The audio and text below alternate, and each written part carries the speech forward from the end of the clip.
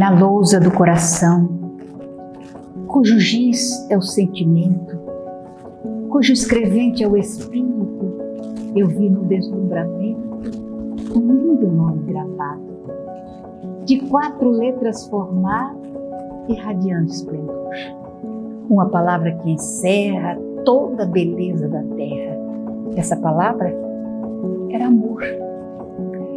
A mim mesmo perguntei, estupefato que estava, quem me trouxe aquela lousa? Quem pôs o que ali se achava? Foste tu, uma voz me diz, e tu mesmo tens o giz que essa palavra escreveu. O que aí está escrito e que te parece um mito é um simples produto teu. Amor? Mas nem mesmo eu sei o que essa palavra encerra, pois sempre em vão procurei achar amor pela terra. Isso é mentira. A minha mente delira numa visão fantasista, mas a voz, num tom conciso, diz: filho, já tens juízo, já não és materialista. Este é um pequeno trecho de um poema de José Soares Cardoso. E é tão interessante matarmos a respeito dele, porque a palavra amor, ela é tão usada e bastante desgastada pelo uso, porque nós somente usamos, mas nunca exercemos, em realidade, o sentimento do amor. Ele ainda está um pouco distante de nós, que somos imediatistas e que ainda desejamos a recíproca. Não sabemos doar, mas receber é uma coisa muito boa para nós, nesse estágio em que estamos. Então, me recordei de uma ocasião em que eu tive uma experiência com o significado dessa palavra que me tocou profundamente a alma.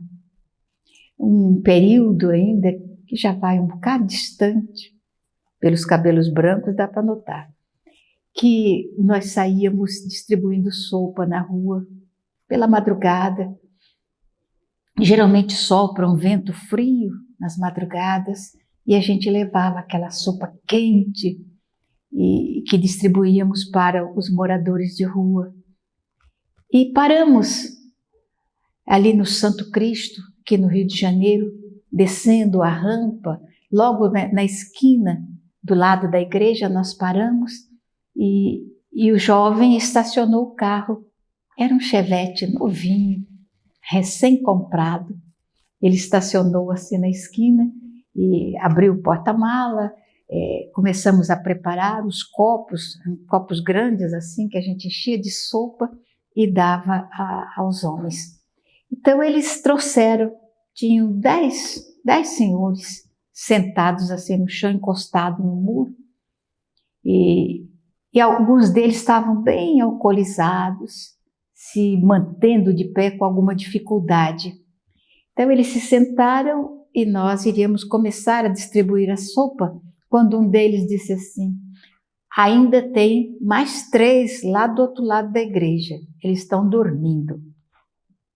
E então os rapazes, eram 4 rapazes, eles resolveram ir do outro lado da igreja para trazer os que estavam lá, os mendigos que estavam lá. E eu disse: vai, pode ir, eu vou ficar aqui. E eu fiquei sozinha. Estava um luar muito bonito, a luz que vinha do poste, e eu comecei a encher os copos com a sopa quente, distribuindo para aqueles homens que ali estavam. E naquele momento eu estava tão distraída, quando eu vi que estava descendo pela rampa um carro em alta velocidade. Ele passou, rodou mais um pouco e parou. Parou e eu também parei no meio da calçada e fiquei esperando. Ele voltou um pouquinho e parou novamente e as 2 portas traseiras se abriram e saíram 2 rapazes. Eles estavam sem camisa, eram rapazes fortes e E eles desceram do carro e ficaram parados, olhando a cena. Eu fiquei preocupada com o carro do rapaz que estava lá do outro lado. E carro novo, estava ali aberto, a chave estava na ignição. Eu fiquei um pouco preocupada. E aí então as portas dianteiras do carro abriram-se também e mais 2 rapazes saíram. Eles estavam muito bem vestidos, via-se que eram rapazes de fino trato. E os 4 ficaram olhando, e eu parada no meio da calçada e olhando para o lado da igreja para ver se os rapazes que estavam lá voltassem logo, mas não via sinal nenhum. E então os 4 moços que desceram do carro, eles começaram a caminhar vagarosamente para o meu lado.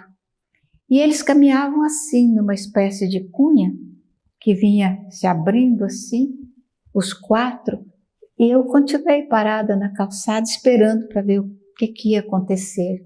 Não senti medo, eu estava preocupada mais com o carro do que comigo. E olhando para eles, à medida que eles iam caminhando e iam abrindo mais os espaços, porque eles me cercariam, então um dos mendigos que estava sentado, o que estava numa situação pior, estava bem com dificuldade de caminhar. Ele se levantou, deixou o copo no chão e veio caminhando para o meu lado e se postou na minha frente, de frente para os rapazes. E aí, na mesma hora, o outro levantou-se também e ficou do lado. E o outro veio, e o outro, e de repente eu estava cercada pelos 10 mendigos. E então, os rapazes pararam, ficaram olhando durante algum tempo, depois voltaram, entraram no carro e se foram. E quando eles partiram, os mendigos foram voltando novamente, cada um para o seu lugar, pegaram a sopa e começaram a tomar a sopa. E logo em seguida os rapazes vieram, trouxeram mais 3 dos nossos irmãos e que se encostaram ali no muro, servindo a sopa. Eu não contei de imediato a eles, mas essa cena ficou na minha mente. A solidariedade, como é que funciona o amor no coração das criaturas? Aqueles homens abandonados, sem família, vivendo na rua, mercê dos acontecimentos fortuitos. Todavia, eles pensaram em termos de solidariedade. Se houvesse alguma violência, se porventura viesse a haver alguma violência, eles se posicionaram numa atitude de defesa de uma pessoa que eles não conheciam, que estava ali num gesto de solidariedade. Mas o coração humano é assim, quando menos se espera e de onde menos se espera, um sentimento cristão exala como um perfume de flor e nos alcança. Aqueles rapazes que estavam num carro de luxo estavam vestidos, bem vestidos, como pessoas de posses. Possivelmente não teriam boas intenções, porque se tivessem, não teriam agido da forma que agiram. Iam se aproximando com intenções que nós não podemos aventar qual seja a intenção. E aqueles homens que ali estavam, os abandonados socialmente, os sem família, os sem amor, tiveram aquele sentimento de solidariedade, de proteção. Eu os olhei com a ternura de mãe e só pude agradecer a Deus de ter a oportunidade, não de ter passado pelo trâmite do temor do que pudesse acontecer, não porque tivesse sido amparada por aqueles mendigos, mas a oportunidade de ver que ninguém pode prever de onde o sentimento bom do amor, da solidariedade, da amizade pode surgir. Muitas vezes a gente olha para essas criaturas até com olhos de julgamento, mas não sabe o que vai na alma dessas pessoas. A gratidão por um copo de sopa, a gratidão talvez pela mão que estende em nome da solidariedade, a gratidão pela amizade, porque o carinho que eles recebiam daqueles rapazes que estavam ali trabalhando, que os amparavam, sem se importar com a roupa que eles usavam, com o odor de corpos não muito higienizados, e que estendiam as mãos com a ternura que aprenderam naturalmente na escola cristã, heranças de Jesus para o coração humano. Então, essa noite ficou marcada no meu coração, no meu peito, nas minhas lembranças. Tantos anos se passaram e a imagem continua tão nítida na minha mente.